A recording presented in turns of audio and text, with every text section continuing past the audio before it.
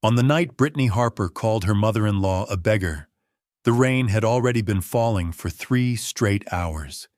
It came down in the hard, slanting way it did in late October, when the gutters overflowed, the sidewalks shined black under porch lights, and every house on the street looked sealed shut against the cold. Evelyn Hart stood at the Harpers' front door with a navy overnight bag in one hand and a folded umbrella dripping at her feet. Her gray coat was dark at the shoulders from the rain. Wet strands of hair clung to her cheek. She had driven halfway across town after an electrical fire in the townhouse next door forced everyone in her building outside, and in the rush of sirens, smoke, and confused neighbors, Daniel had been the only person she could think to call. But her phone had died in the car, so she had done what mothers did in moments that felt temporary. She had gone to her son's house believing she would be let in. Brittany opened the door halfway and did not hide the look on her face. Her eyes dropped to the overnight bag first, then to Evelyn's shoes, then back to the coat she had worn for years because she preferred repairing good things to replacing them. For 1 second, the younger woman said nothing. Then her mouth tightened.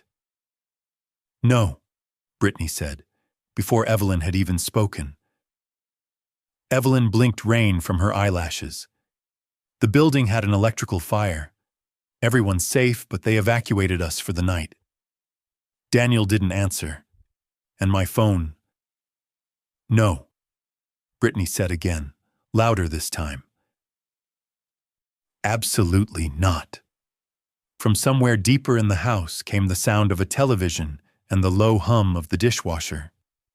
Warm light spilled out past Brittany's shoulder. Evelyn could smell garlic and roasted chicken.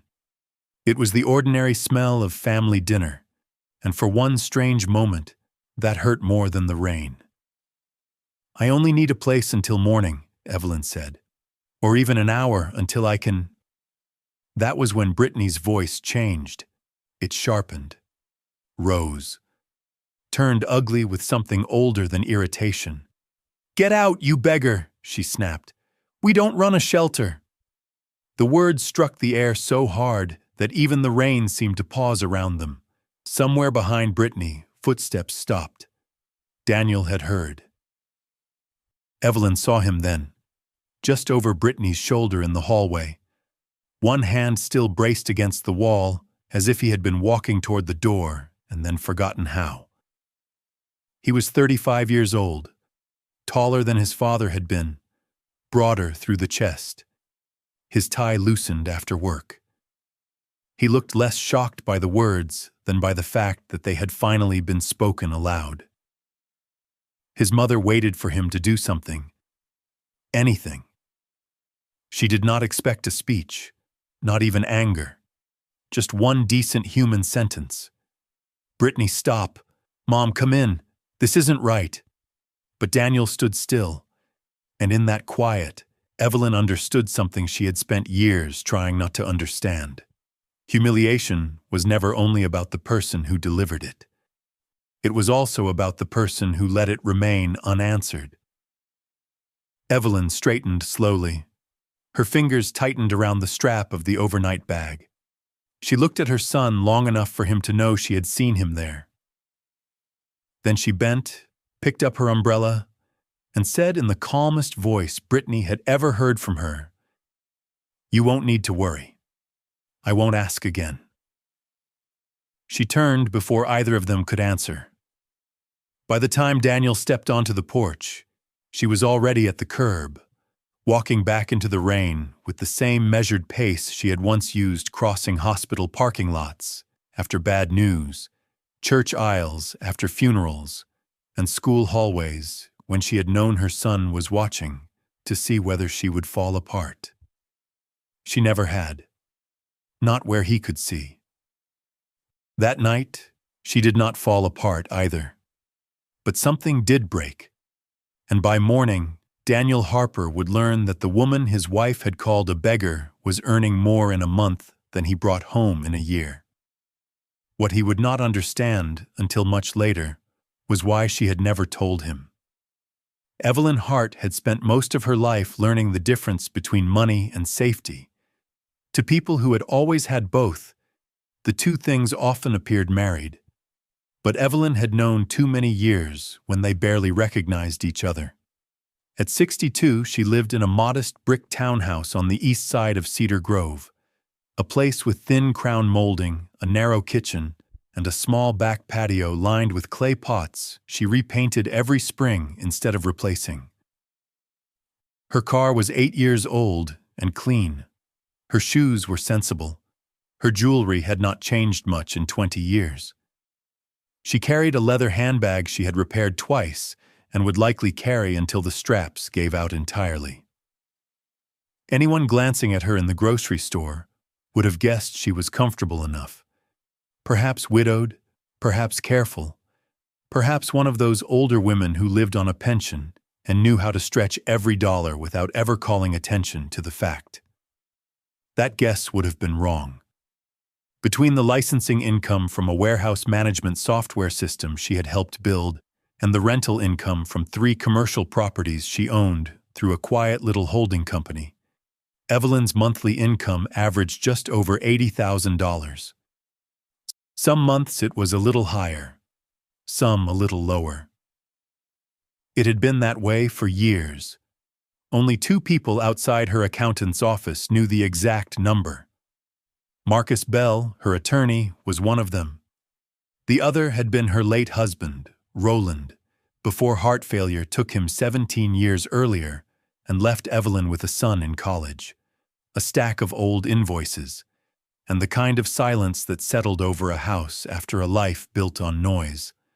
Roland had been brilliant in the way some men are brilliant. Quick, persuasive, restless, impossible to half believe in. He could make a stranger feel like a partner, and a partner feel like a fool, often in the same afternoon. In the early years of their marriage, he had worked in regional freight distribution and spent his evenings sketching ideas on legal pads, routing systems, inventory timing tools, software concepts years before smaller companies in their area were using them well. He had vision. He had no discipline. Money came fast when Daniel was a child, and faster still when Roland partnered with 2 men to launch a logistics consulting firm. For a while there had been company dinners, a leased Mercedes, vacations booked on impulse, friends who laughed too loudly at Roland's jokes and called the house without warning because they were just in the neighborhood. Then came the overextension, a failed expansion, loans, refinancing, the familiar lie that one more quarter would fix everything. Evelyn had watched prosperity leave the way a river leaves after flood season, not suddenly, but unmistakably. Less in the checking account, more unopened mail. Roland's temper, which had once been theatrical, becoming private and mean. The men who loved him at the top avoiding his calls at the bottom. Daniel had been 15 when he first learned what debt sounded like through a bedroom wall. Evelyn had been the one to answer the creditors, the one to cancel the trip, the one to cut back and smile in public and make dinner from what was already in the pantry. She had also been the one to notice that people behaved differently once they thought you might need something from them. Concern took on a cautious tone. Invitations dried up. Even family members who loved them began speaking in a careful, guarded way, as if financial trouble were catching. Roland died before he could repair much of anything.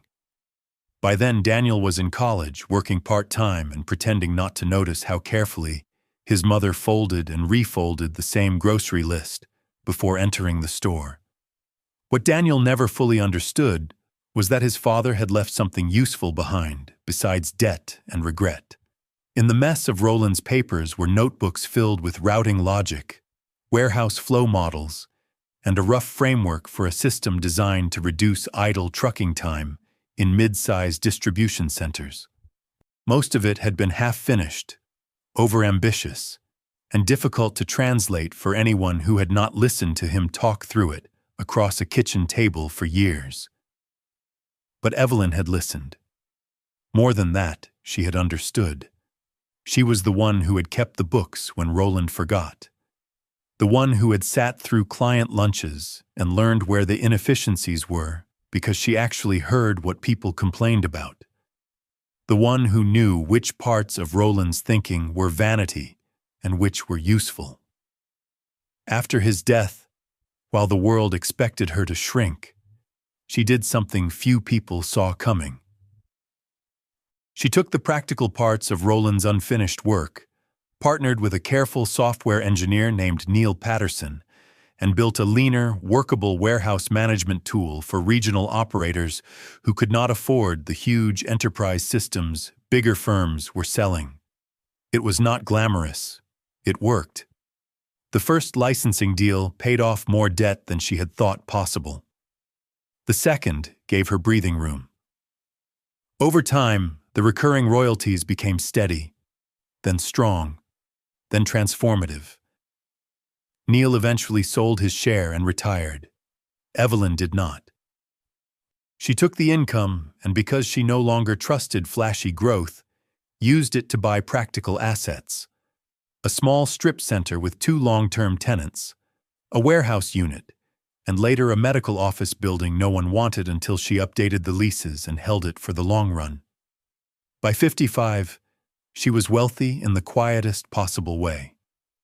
By then, she also knew exactly how much money changed the temperature of a room. So she said little about it. To Daniel, she was always honest in the broad sense. She told him she was doing well, that Roland's old ideas had turned into something worthwhile, that she had enough. When he asked once, years earlier, whether she had ever thought about really upgrading things, she had smiled and asked why she would replace what still served her. He had laughed and let it go. That was the beginning of the problem. Because Daniel inherited more from his father than height and a quick smile. He inherited avoidance. Not Roland's appetite for risk, thankfully. Daniel was steadier than that. But he had his father's talent for delaying unpleasant truth and hoping goodwill would do the work of honesty. As a boy, he had learned to read tension by the set of his mother's shoulders and the speed of his father's footsteps. As a man, he learned to survive tension by stepping around it. It made him easy to love in the beginning and difficult to lean on later. When he met Brittany Lawson at 28, he was working in sales for a commercial office supplier and still carrying the earnestness of a man who wanted to be thought reliable. Brittany was bright, polished, and beautiful in a way that looked effortless from a distance and highly managed up close. She came from a very different life than the one she presented.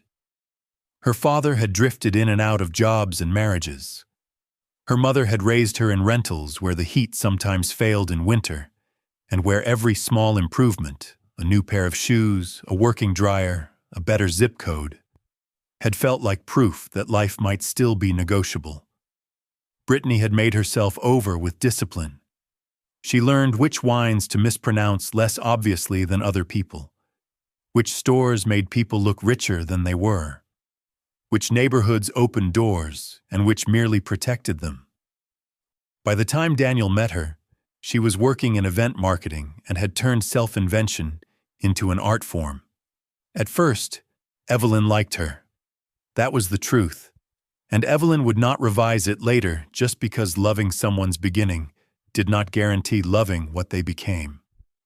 Brittany was attentive during those first dinners, quick to clear plates, quick to ask about Roland, quick to say how admirable it was that Evelyn had managed so gracefully on her own for so long. Only once did something in her tone catch. It was a small thing. Brittany had been helping dry dishes after a Sunday roast, and she asked, lightly enough to sound casual, whether Evelyn had ever considered downsizing and moving somewhere a little nicer. Evelyn had glanced around her kitchen, at the chipped blue bowl on the windowsill and the yellow curtains she still liked, and said, "Nicer for whom?" Brittany laughed, but her eyes lingered just a moment too long on the old appliances. Daniel did not notice. He noticed even less after the wedding, once life began to move quickly in the self-important way adult life often does. Promotions, a pregnancy, a hurried home purchase, new friends in nicer neighborhoods, more obligations than time, more expenses than either admitted.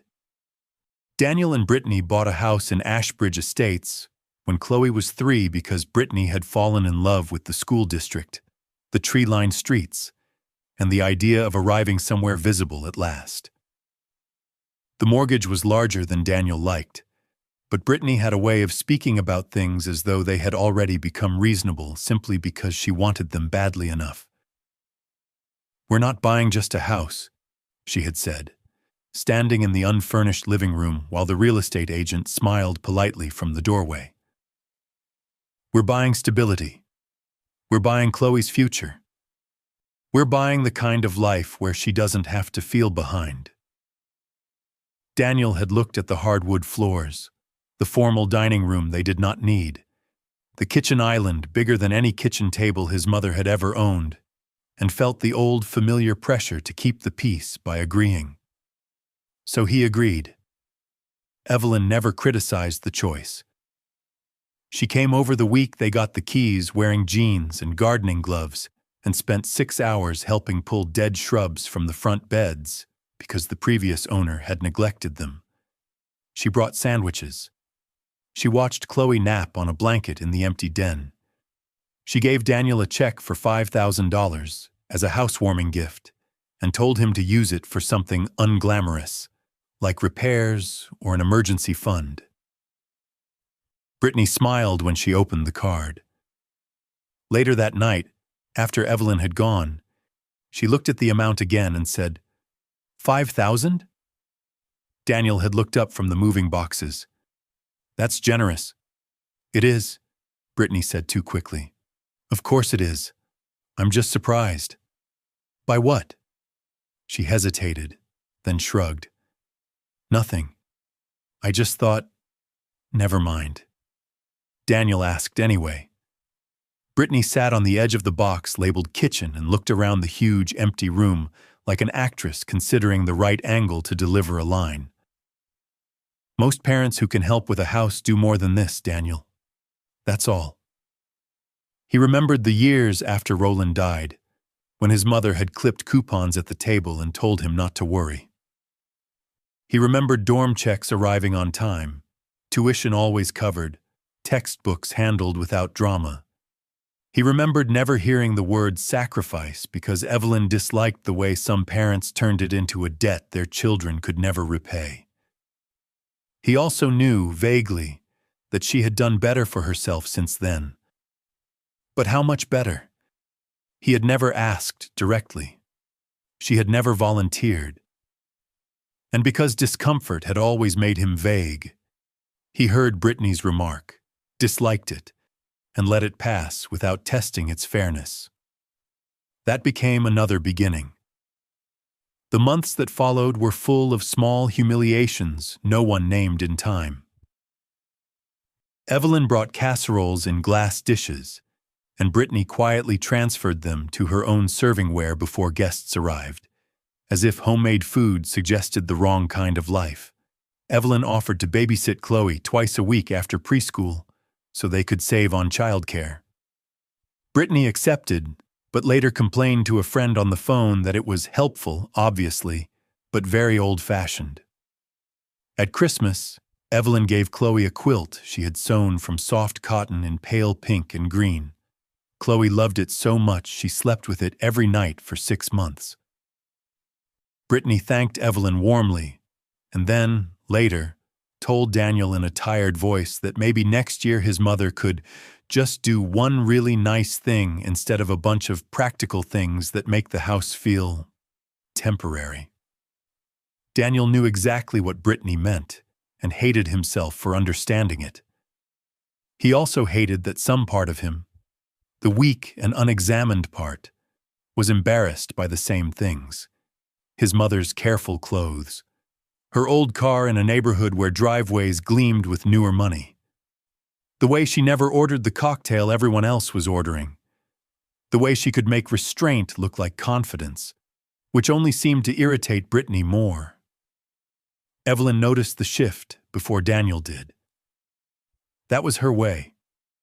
She had always been quicker at seeing what people were hiding than admitting what it cost her to see it. She noticed Brittany beginning to compare families at dinner. "Lauren's parents paid for their basement remodel," Brittany said once, spooning potatoes onto Chloe's plate. "But then again, they're retired, and apparently somehow still able to be useful." Daniel laughed weakly. "Britt." "What?" "I'm kidding." Evelyn buttered her roll and asked Chloe about school. Another time, during a conversation about vacation plans, Brittany said, "It must be nice to get to a point in life where you can just live simply because you don't have many responsibilities anymore." Evelyn looked at her over the rim of her water glass. "Responsibilities don't usually disappear. They just change shape." Brittany smiled, but not kindly. "I suppose that depends on how much you choose to carry." Daniel changed the subject. Always, Daniel changed the subject. Money pressure made everything worse. By the time Chloe was 8, Daniel's commission structure had changed twice at work, and Brittany's small online home decor business, launched with far more optimism than planning, was bleeding money through shipping costs and returns. They were not destitute. They were simply living one hard month away from panic while maintaining a lifestyle designed to convince the world otherwise. Credit card balances grew. So did resentment. Brittany took to scrolling through listings for larger houses she called future goals, while ignoring the statements in the kitchen drawer. Daniel worked longer hours. They fought after Chloe went to bed in that low, furious, married whisper people imagine children cannot hear.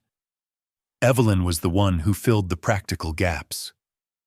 When Chloe had strep throat, Evelyn stayed 3 nights because Daniel had a quarterly review and Brittany had a sponsored brand event she insisted she could not miss. When the dishwasher broke, Evelyn sent over the number of a reliable repairman and baked muffins, so Chloe would think the disruption was special rather than stressful. When the school requested volunteers for the spring fair, Evelyn showed up in old sneakers and spent 4 hours helping set up folding tables, while Brittany floated from parent to parent introducing herself. No one would have mistaken Evelyn for needy. But Brittany did not resent need. She resented restraint. Need, at least, had the decency to be obvious. Restraint in a person like Evelyn felt to Brittany like judgment, and underneath that judgment, real or imagined, was fear. Brittany knew what it was to be looked down on. She had spent half her childhood pretending not to notice when better-off girls at school glanced at the cuffs of her too short sweaters or asked, too innocently, whether she had ever been skiing. She had spent years erasing the evidence of where she came from, and here was this older woman, this mother-in-law in old coats and practical shoes, carrying herself as if she had no interest in being mistaken for wealth, and no shame if she was. It infuriated Brittany because it exposed how much shame still lived in her. She could not name that, so she called Evelyn stingy instead. The first real crack came on Chloe's 9th birthday. Daniel and Brittany threw a party far larger than the child wanted because Brittany had convinced herself birthdays were social currency in Ashbridge Estates. There was a dessert table from a bakery 25 minutes away, rented balloon arches, personalized favor bags, a face painter, and a photographer Brittany knew from a branding shoot who owed her a favor. Evelyn arrived with a wrapped present, a card, and the same calm smile she always wore in houses where people had spent too much money trying to look happy. The present was a charm bracelet, not flashy. Sterling silver. Beautiful in the quiet way Evelyn preferred, with one small engraved heart already attached and room for more charms over time. Chloe gasped when she opened it. "Grandma, it's perfect." Brittany's expression changed only slightly, but Evelyn saw it. Later, in the kitchen, while loading trays into the sink, Brittany said, "It's lovely, really. Though nowadays girls that age tend to be more into tech." Evelyn dried her hands. Chloe seemed pleased. She was. She's easy to please. That's a good quality. Brittany leaned against the counter and lowered her voice. "You know, Daniel never says this, but sometimes it feels like you enjoy being the practical one because it means you never have to really show up in bigger ways." Evelyn turned fully toward her. "Bigger ways?" "With support," Brittany said. "With generosity. With understanding that younger families are drowning a little." There it was. Not the request itself. The accusation underneath it. Evelyn studied the younger woman's face and saw what she had resisted seeing clearly. Brittany was no longer dropping hints. She was keeping score. "If Daniel needs something from me," Evelyn said carefully, "he can ask me directly." Brittany laughed once, but there was no humor in it. "That's convenient." Daniel walked in just then, asking where the extra candles were. No one answered for a moment. Then Brittany smiled, bright as a switched-on light, and said she thought they were in the hall closet. Again, Daniel noticed something. Again, he did not stop long enough to understand it. A week later, he asked his mother for a loan. They were sitting at Evelyn's kitchen table on a Wednesday evening after Chloe had gone home with Brittany from piano lessons. Daniel had come back alone under the pretense of returning a casserole dish. He stood for a long time before sitting, as if requesting money might somehow be easier if he remained half-standing. "It's temporary," he said finally. "Just to bridge a gap." "How much of a gap?" He hesitated. 15. 1,500? He looked embarrassed. 1,000. Evelyn did not react visibly, but she folded her hands in her lap the way she did when making herself listen before speaking. "What for?" Daniel rubbed the back of his neck. "A tax issue, and some timing problems. We're fine, Mom. It's not a crisis." People almost always said that right before admitting it was one. Evelyn asked to see the numbers. Daniel's face changed at once. Not to anger, to offense. "You want spreadsheets?" "I want to understand before I say yes or no. It's not a business proposal." "No," Evelyn said very softly.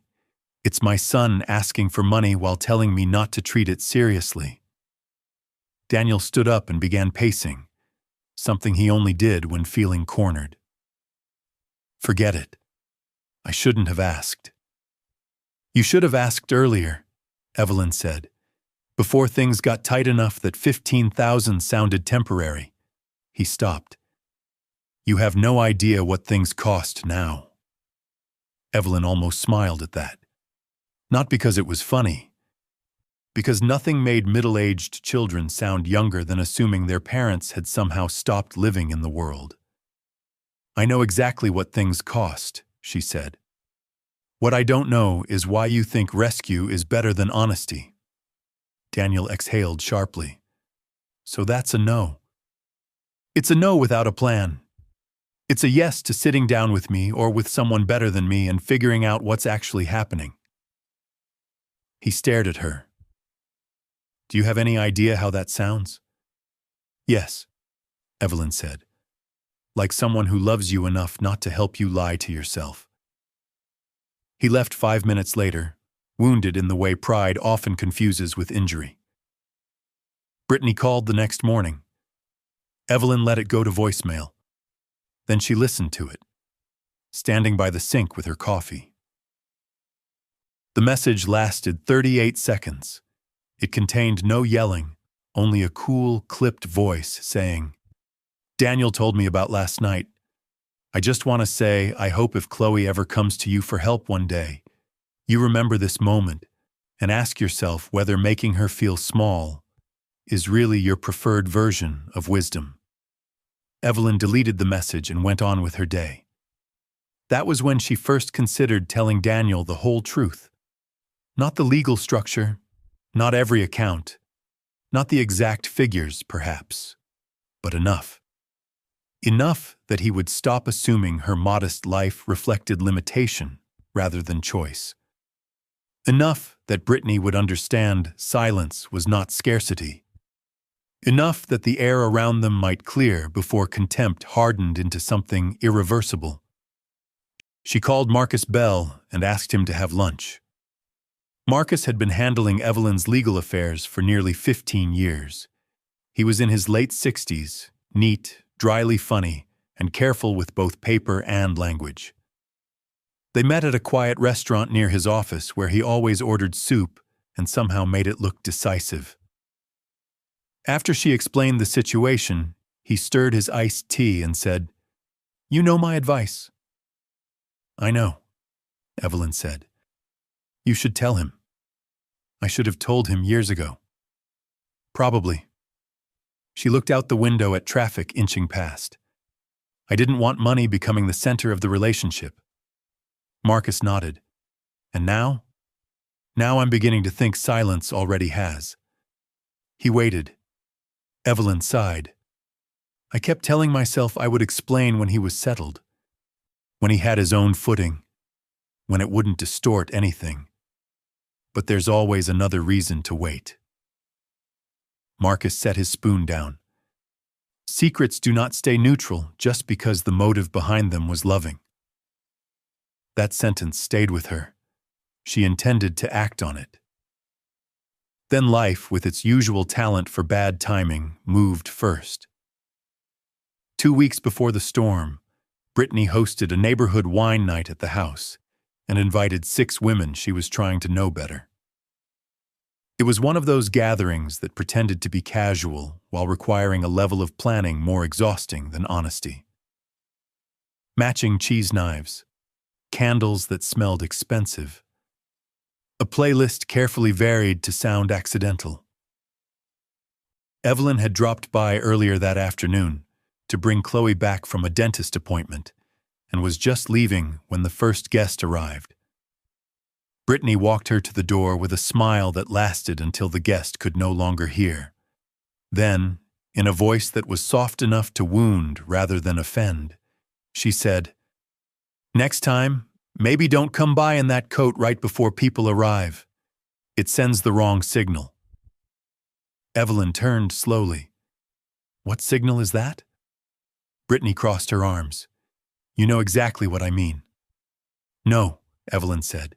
"Say it." Color rose in Brittany's cheeks. "You make things look shabby." For a moment the hallway went very still. Then Chloe called from the den, asking where her math folder was, and the spell broke. Evelyn found the folder, kissed Chloe's forehead, and left without another word. Daniel heard about the exchange later, piecemeal, and chose the path he always chose. He told Brittany she should not have said it. He told himself his mother was strong enough not to need defending. He told no one that he lay awake half the night remembering every time his mother had shown up for him, without ever once making him feel expensive. A person can feel the shape of his own failure before he is brave enough to name it. But by then, failure had momentum. The storm night came on a Thursday. The electrical fire in Evelyn's townhouse complex started in a unit 2 doors down when a space heater shorted near a curtain. No one was hurt, but smoke moved through the shared roofline quickly enough that the fire department cleared the building and warned residents that power would be shut off until morning. Evelyn packed 1 change of clothes, her medications, her laptop, and the folder she always carried with insurance information. She tried Daniel twice. No answer. Tried Brittany once. Straight to voicemail. tried Chloe's iPad out of habit and then laughed at herself in the parking lot. Because what exactly was a 9-year-old supposed to do in a household where the adults kept muting what mattered? A neighbor offered her a ride to a hotel, but the roads were beginning to flood, and half the town seemed to be looking for the same idea. So Evelyn drove herself to Daniel's, and Brittany, already frayed from a debt collector call that afternoon and an argument with Daniel about money before dinner, looked at the overnight bag in her mother-in-law's hand and saw not an emergency, but a nightmare.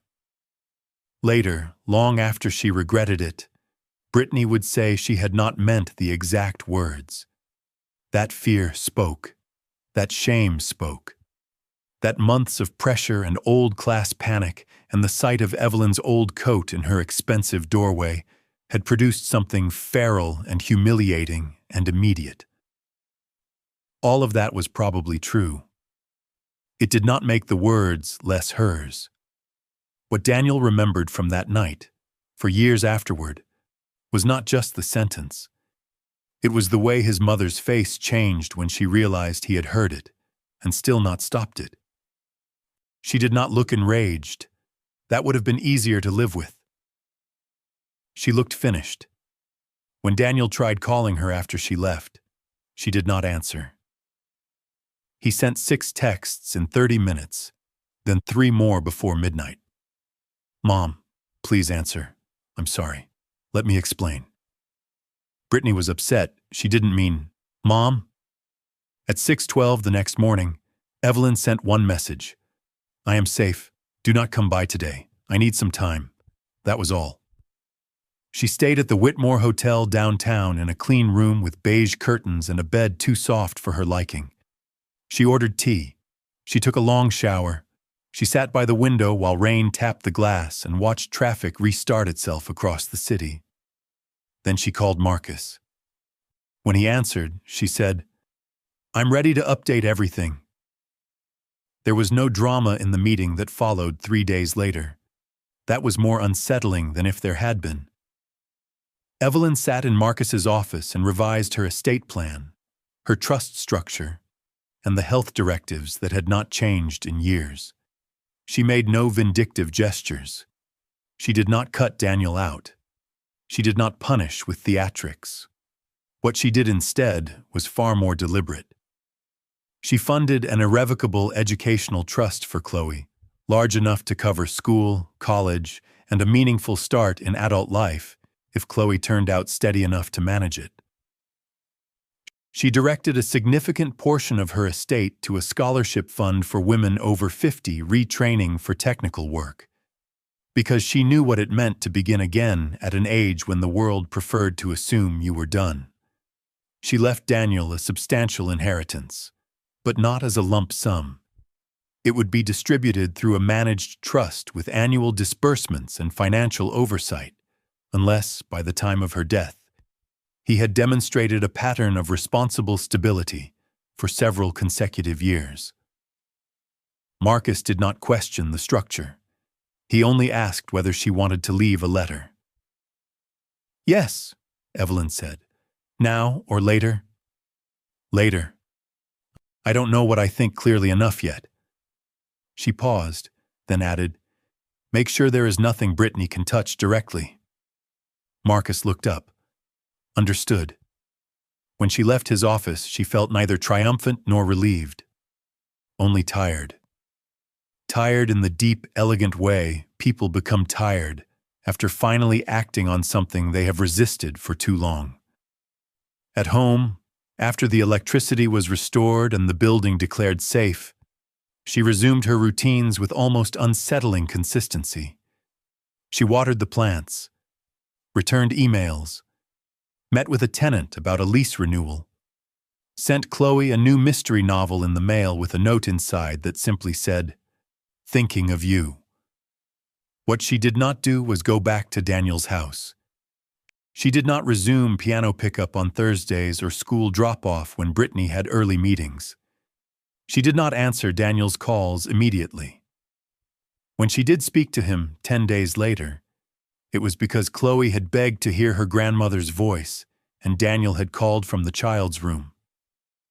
Evelyn spoke to Chloe warmly for 12 minutes, asked about the class hamster, the spelling test, whether the tomato plant on the patio had survived the storm.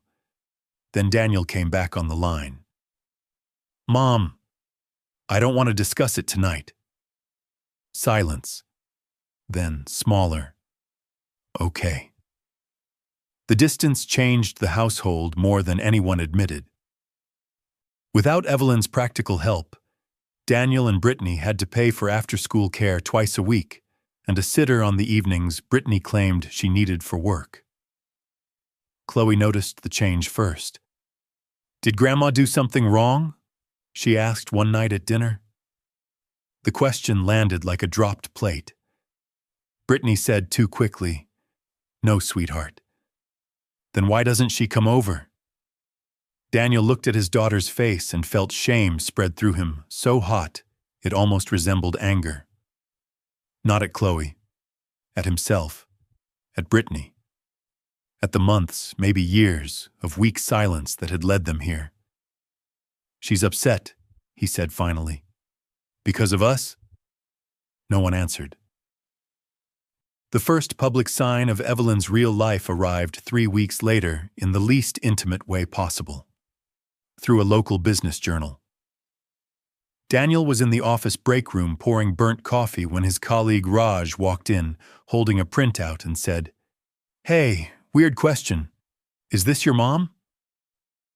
Daniel glanced at the page and froze. There, in a professionally lit photograph, stood Evelyn Hart in a navy blazer Daniel had never seen, shaking hands with the director of the Cedar Grove Technical Institute beneath a headline announcing a $2 million endowment for midlife workforce retraining. The article called her a local entrepreneur and investor and referenced the continuing royalties from Heartflow Systems, a logistics software platform still used across the region. Raj pointed. "Same last name, same face. I figured maybe." Daniel took the page more carefully than he meant to. He read the article once, then again. Investor, endowment, continuing royalties. He had known, abstractly, that his mother had done well. But the article's tone was not describing a careful widow with enough. It was describing a person of consequence, someone known, someone far larger in the business community than she had ever been in family conversation. "Yeah," Daniel said at last. "That's my mother." Raj whistled. "Man, she kept that quiet." Daniel folded the page and took it back to his desk like contraband. That evening, Brittany found him reading it for the 4th time. For a moment, neither of them said anything. Then Brittany sat down slowly across from him. "So," she said. Daniel looked up. "So, she donated $2 million. "Yes." "And that article says this is ongoing income." "Yes." "How much ongoing income?" "I don't know." But he was beginning to understand how thoroughly he did not know his mother at all. Brittany's face passed through several emotions too quickly for grace. Shock, calculation, disbelief, humiliation. Finally, it settled on indignation, because indignation was easier to stand inside than shame. "She let us think she had nothing." Daniel looked up sharply. "She never said she had nothing. She let us think she couldn't help. She did help." Brittany laughed once. "Casseroles and childcare are not what I mean." And there it was again, the same moral failure now exposed in brighter light. Daniel stood up so abruptly his chair scraped the floor. "Do you hear yourself?" Brittany flinched, more from the tone than the words. He almost never raised his voice. "She stood on our porch in the rain," Daniel said, "and you called her a beggar." Brittany stood too. "I was under pressure." "So was she." "I said I didn't mean—" "No," Daniel snapped. "You said you were stressed. That's not the same thing." For the first time in their marriage, Brittany looked at him as if he had become slightly unfamiliar. That night they slept facing opposite walls. 2 days later, Marcus Bell called Daniel and requested a meeting. Marcus did not sound ominous. That would have been easier. He sounded like a man accustomed to painful information and uninterested in dramatizing it for anyone's comfort. Daniel went to the office alone. Marcus greeted him, offered coffee, and did not begin until Daniel sat down. "Your mother asked me to speak with you," he said. "Not because she is preparing to die. Let me be very clear. She is healthy, but because certain arrangements have been updated, and because in light of recent family events, she believes some clarification is necessary." Daniel's mouth went dry. "What kind of clarification?" Marcus folded his hands. "The broad kind first. Your mother is not financially strained. She has not been financially strained for a long time." Daniel almost laughed, but it came out broken. "I know that much now." "Do you?" Marcus's voice held no cruelty, only precision. He slid a summary page across the desk. Not statements, not account numbers, just categories, structures, and ranges. Daniel's eyes moved down the paper and then stalled. Royalty income, rental holdings, investment distributions. He looked up slowly. "How much?" Marcus answered without flourish. "Your mother's average monthly income over the past 3 years has been approximately $80,000. The number entered the room and seemed to change its dimensions. Daniel sat back. $80,000 a month. His mind began doing pointless arithmetic, multiplying, comparing, rehearsing all the dinners, all the small gifts, all the practical help he and Brittany had treated like gestures from a limited life rather than choices made from an abundant one. Marcus continued, but Daniel barely heard him for a few seconds. "She never disclosed exact figures because she wished to maintain privacy and because she has strong convictions about the distortions money can create within families. Whether that was wise is not my role to say. It is, however, the context." Daniel swallowed. "Why are you telling me this and not her?" "Because she is still deciding what she wants to say personally, and because she wanted you to understand that her silence was not dependence, not confusion, and certainly not need." A flush moved up Daniel's neck. "I know that now." Marcus watched him for a moment. "Do you know what else?" Daniel said nothing. Marcus leaned back slightly. "She had intended at some point to speak with you about the future, about Chloe, about certain provisions. The timing has changed, but not the core of her concern." Then he explained the trust for Chloe, the scholarship fund, the structure of Daniel's own future inheritance. Not punitive, structured.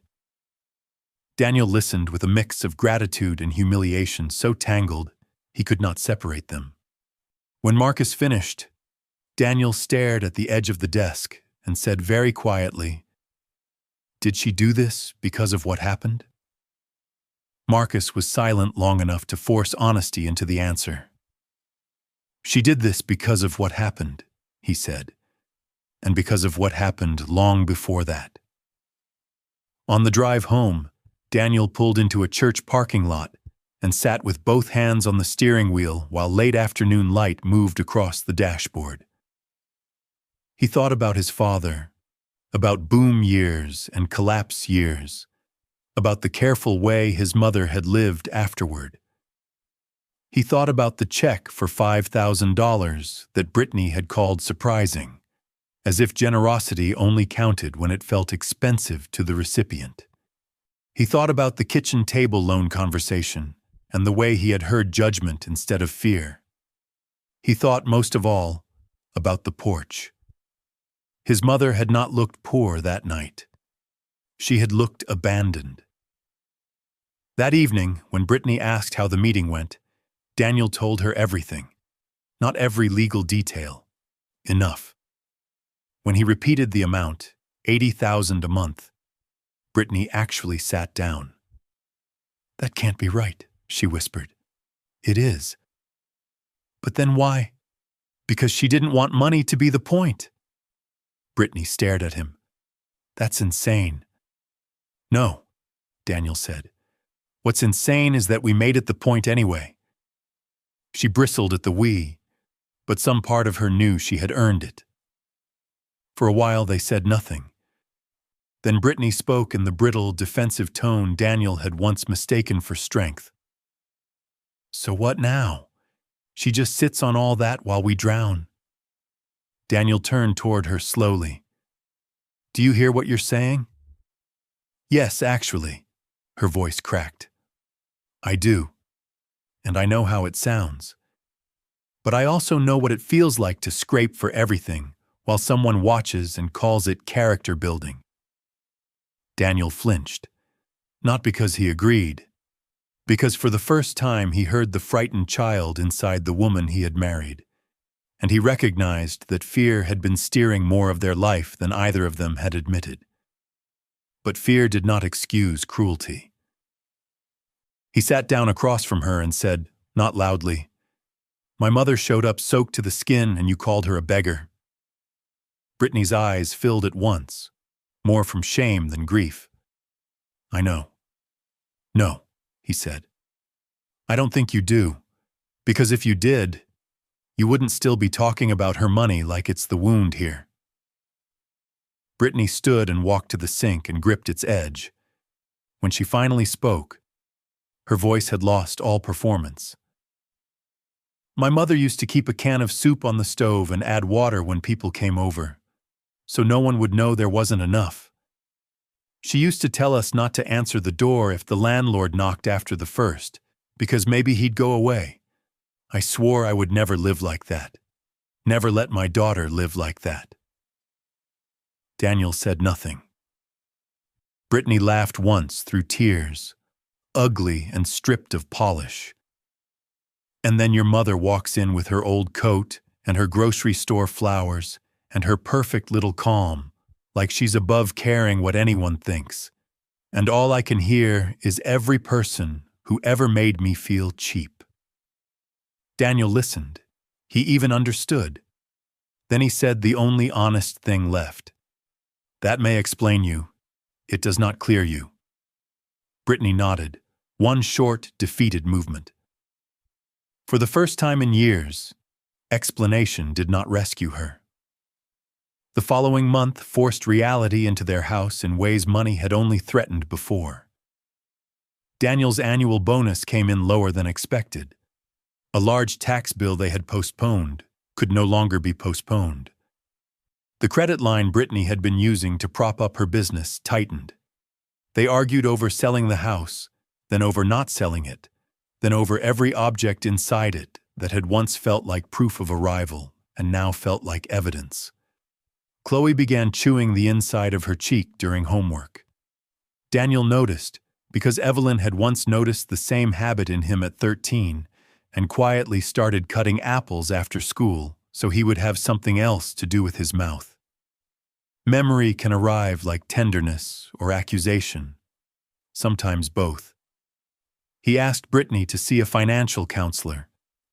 At first she refused on the grounds that it was humiliating. Daniel, finding something in himself that should have arrived years earlier, answered, "Yes, it is. We're going anyway." They went. The numbers were worse than either had admitted. By January, they put the house on the market. Brittany cried in the walk-in closet the night they decided. Daniel did not comfort her immediately. He sat on the edge of the bed and let the silence settle long enough for truth to enter it. Finally, he said, "We should have done this before asking anyone for rescue." Brittany wiped her face. "Including your mother?" "Yes." The house sold in March to a younger couple expecting twins. Daniel and Brittany moved into a smaller rental townhome, with a cracked driveway and good enough schools, and none of the performative grandeur Brittany had once thought necessary. The move was not noble. It was painful. But pain, unlike image, had the advantage of being honest. All that time, Evelyn remained mostly distant. She saw Chloe in controlled, warm visits, ice cream after school, Saturdays at the botanical garden, afternoons baking oat cookies in the little kitchen Brittany had once thought beneath notice. She did not refuse Daniel entirely, but she would not let him collapse the injury into one tidy apology and a quick return to old arrangements. When he called, she answered sometimes. When he asked to come by, she said not yet. When he texted that he was sorry, she replied once. Sorry is a beginning, not a repair. He read that sentence 10 times. It took him until early spring to ask for what he should have asked much sooner. Not forgiveness, but a meeting. She agreed to lunch at a quiet cafe halfway between their homes. Daniel arrived early and still found Evelyn already seated by the window with tea and a paperback closed beside her plate. She looked exactly like herself.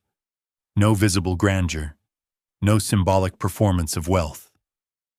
Just the woman who had packed his lunches, paid his braces, taught him to iron a shirt, and once driven 4 hours through freezing rain because he had called from college sounding a little off.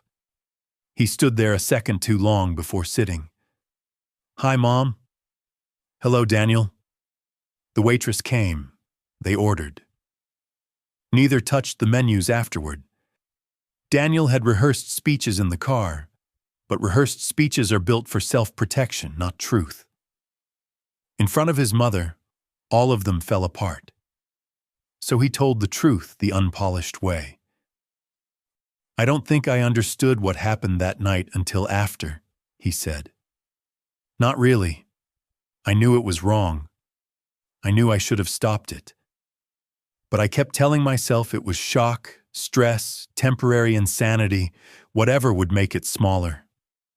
And the truth is, I made it smaller because if I made it the size it really was, then I would have to look at myself clearly. Evelyn said nothing. That was the worst part, Daniel continued. Not just that Brittany said it, that I let you stand there alone. Something moved in Evelyn's face, but only slightly. Daniel swallowed hard. I'm ashamed of that in a way I don't know how to talk about. At last, Evelyn spoke. Good. The word startled him, not because it was cruel, because it was honest. You should be ashamed, she said calmly. Shame is sometimes the only thing strong enough to force a person past the story he tells about himself. Daniel looked down. I did not raise you to be a man who lets other people carry the moral weight in a room while you protect your comfort, she said. And yet that is what happened. He nodded once, unable to defend himself. The food arrived. Neither of them touched it. After a while, Daniel said, Why didn't you tell me? Evelyn leaned back slightly, not surprised by the question. Because when your father was making money, people changed, she said. And when he lost it, they changed back. Some disappeared, some stayed and grew careful, some kept count. I watched all of it. I watched what money did to him too, how it turned confidence into appetite. After he died, when I built something of my own, I told myself I would never let dollars become the loudest thing in the room again. Daniel listened without moving. I wanted you to become a man before knowing how much I had, she continued. I wanted our relationship to settle on something other than access, and perhaps there was vanity in that. Perhaps fear. Perhaps both. She looked out the window at a woman pushing a stroller past the cafe and then back at her son. I also did not want to be managed, she said. Do Do you know how often older women become targets of concern the moment people imagine money attached to them? Advice, suggestions, expectations. I valued being left alone. Daniel absorbed that. Then, very softly, he said, "Did you ever plan to tell me?" "Yes." "When?" "When I believed you could hear it without making me responsible for solving your life." He closed his eyes briefly. "That sounds terrible," Evelyn said. "I know it does.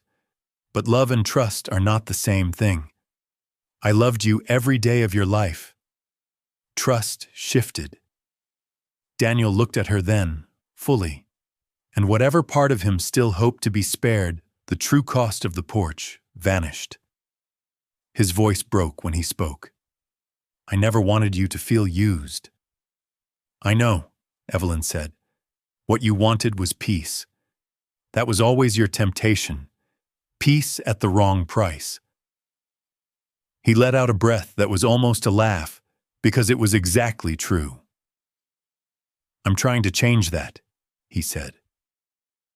"Yes," Evelyn replied. "I can see that." It was the closest thing to grace she offered that day.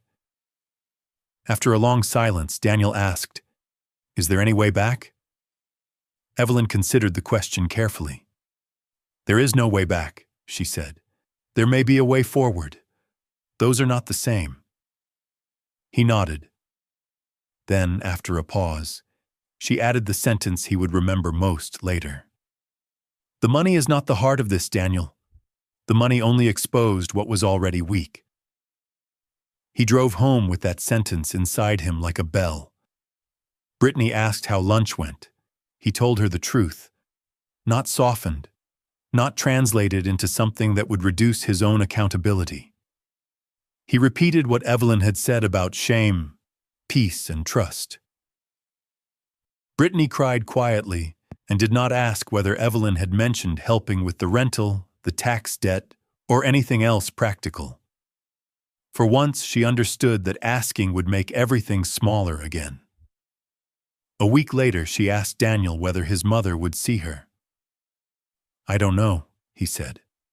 "Will you ask?" He did. Evelyn took 3 days to answer. Then she agreed to coffee in a public place. Brittany arrived looking more like the girl she had once been than the woman she had worked so hard to become.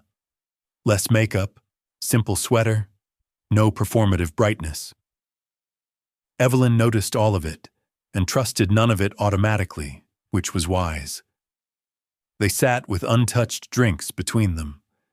Brittany began too quickly. "I'm sorry." Evelyn said nothing. Brittany tried again, slower this time. "That sounds inadequate because it is, but it's true." Still, Evelyn waited. The younger woman stared at her own hands. "I spent years thinking you looked down on me." "I know. I know now that some of that was in my head." "Some?" Brittany met her eyes. "Not all. You did judge me." Evelyn almost smiled. "Yes," she said. "I did." The honesty landed between them with surprising gentleness. Brittany let out a small, broken laugh. "Fair enough." Then her face changed. Not polished. Not strategic. Merely tired. "When I was 11, she said, our water got shut off for 2 days. My mother filled the tub from the neighbor's hose so we could flush the toilet. She made me promise not to tell anyone at school.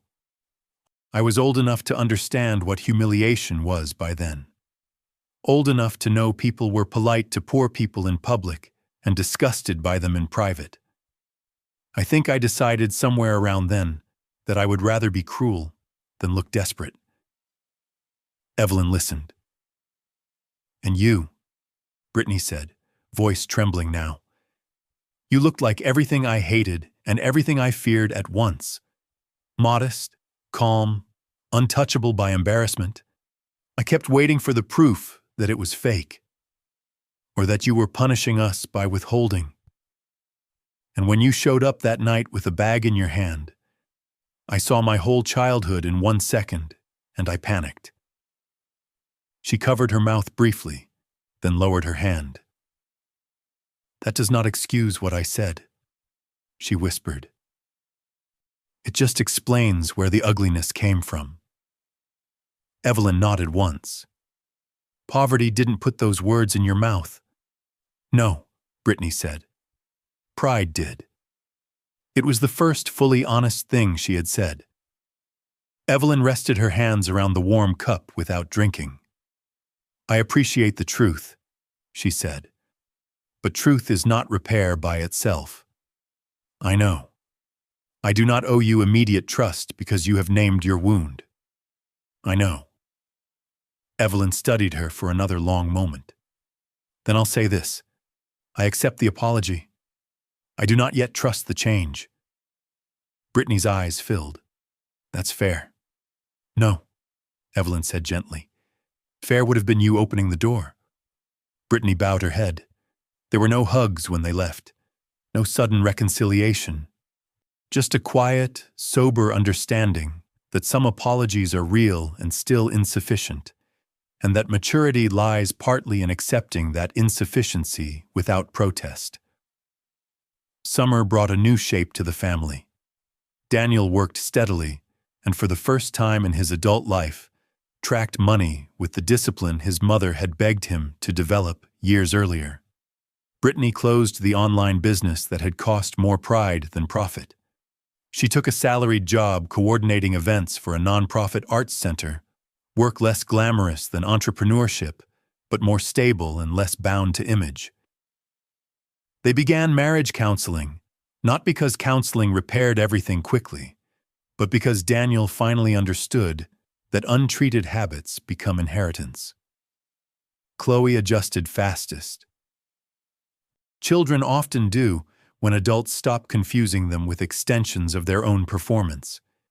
She spent more afternoons with Evelyn that summer, not because the old arrangement returned, but because the new one was chosen more honestly. At Evelyn's townhouse, they baked, read, planted basil, and once spent an entire rainy Saturday assembling a model greenhouse from a kit that contained far too many screws and terrible instructions. Grandma, Chloe asked one day while sorting seed packets, are you rich? Evelyn, who was labeling tomato varieties, paused and looked over her glasses. Why do you ask? Mom says money isn't a good reason to love somebody. Evelyn hid a smile. That's true. But are you? Evelyn considered. I have enough. More than enough, really. Then why do you still drive that old car? Because it starts. Chloe accepted this immediately. The way children accept truths adults spend years avoiding. By autumn, Daniel and Evelyn had built something quieter than what they'd had before, but sturdier. He visited sometimes alone, helped carry groceries, replaced the loose hinge on her patio gate without being asked, listened when she spoke about business matters he had once waved away as Mom's little software thing. Once, over soup, she showed him one of Roland's old notebooks and the pages where she had translated his impossible sketches into something usable. Daniel ran his fingers over the margin notes in her familiar handwriting and said, You built all this from this? Evelyn smiled faintly. Not all at once. He looked up. You should have gotten credit. I got paid, she said. Credit is mostly for people who still need an audience. He laughed, then grew serious. I didn't know you. She held his gaze. You knew me. Just not completely. That distinction mattered to both of them. Near Thanksgiving, Daniel asked whether she would come to dinner at the rental townhome. Not because Brittany demanded it, not because Chloe wanted normalcy, because he wanted to know whether the family they had now could sit together without pretending. Evelyn agreed. The house was smaller than the old one and better for it. The dining table nearly touched the living room, and the kitchen smelled like sage, onions, and butter. Chloe had made place cards from folded construction paper, each decorated with little leaves. Brittany wore a plain green sweater and no performance. Daniel looked nervous in a way Evelyn found oddly reassuring. Dinner was not magical. Someone overcooked the rolls. Chloe spilled cider. The turkey needed more salt. It was, in other words, real. At one point, Brittany brought out a pumpkin pie and said, without dramatics, "I used your crust recipe." Evelyn took a bite and nodded. "You used too much water." Brittany laughed, a real laugh this time, surprised out of her. "I probably did." After dinner, Daniel stood at the sink washing dishes while Chloe dried and Brittany packed leftovers into containers. Evelyn sat at the table and watched them move around one another in the small kitchen.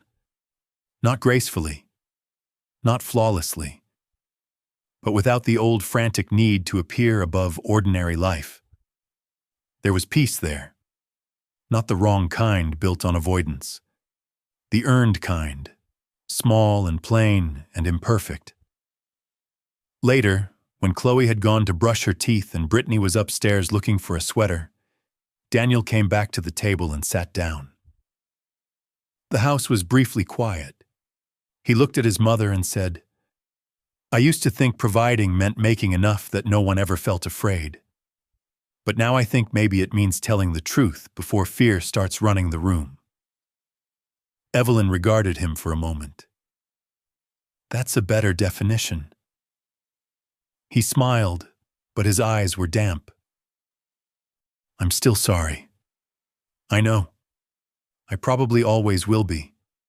"Yes," she said softly. "Some things should stay with us, not to punish us, to shape us." Upstairs, Brittany called that she had found the sweater.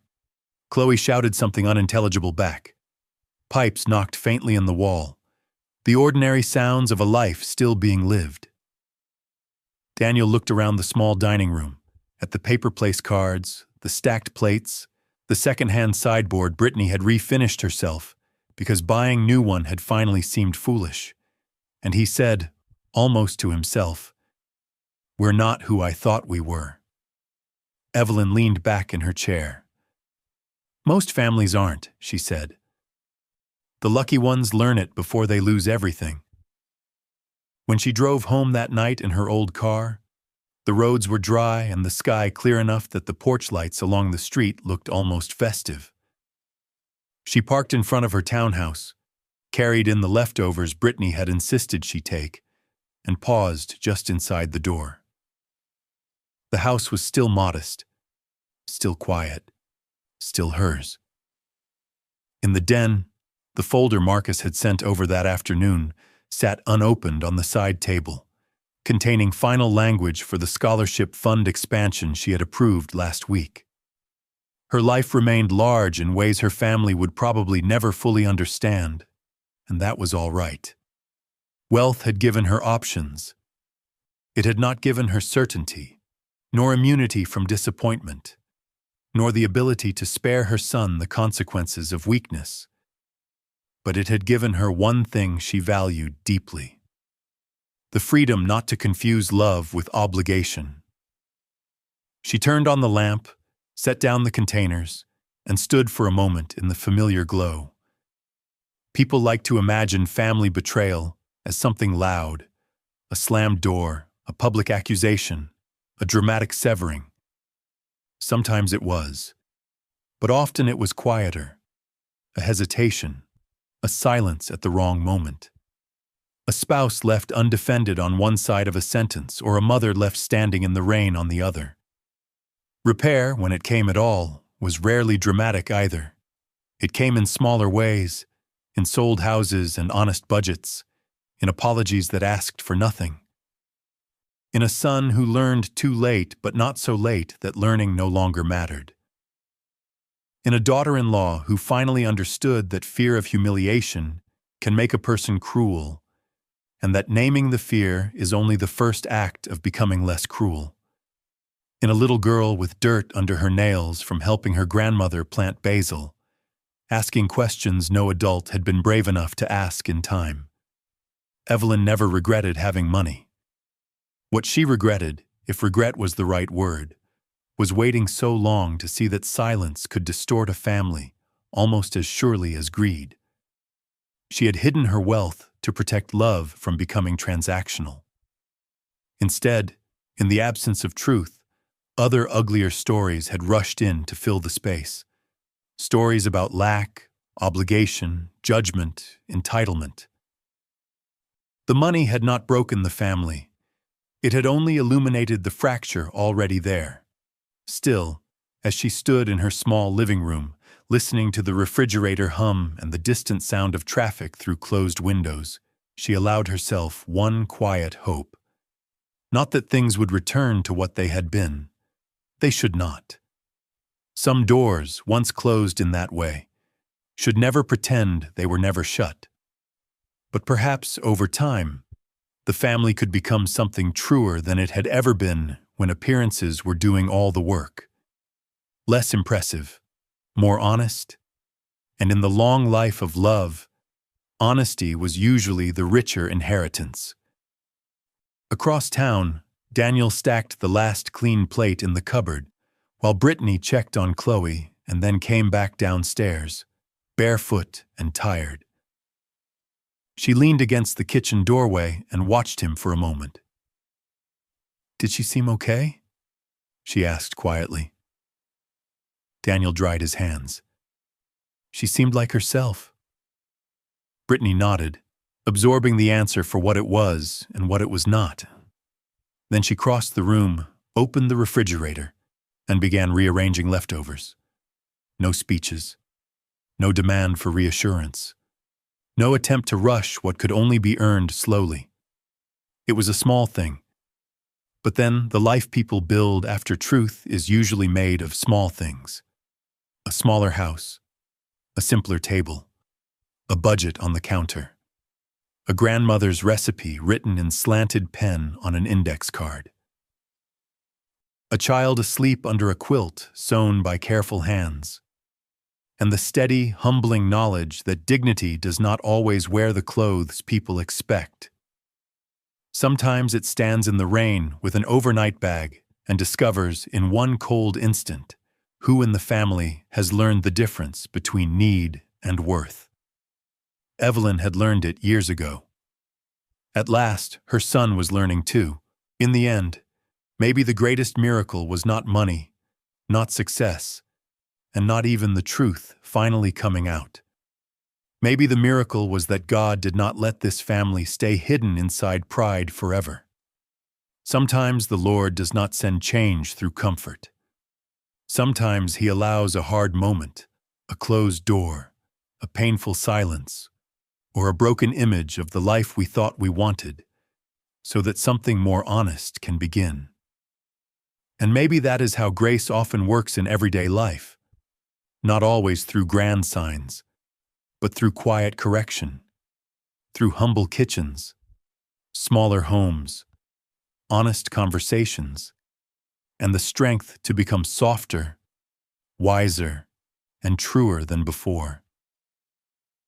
If this story touched your heart, let me know in the comments what part stayed with you most, and share this story with someone who may need this reminder tonight. And if you enjoy stories like this, please subscribe to the channel and stay with us for more. May God bless you. Watch over your home, heal what is heavy in your heart, and fill your life with peace, wisdom, and unexpected mercy.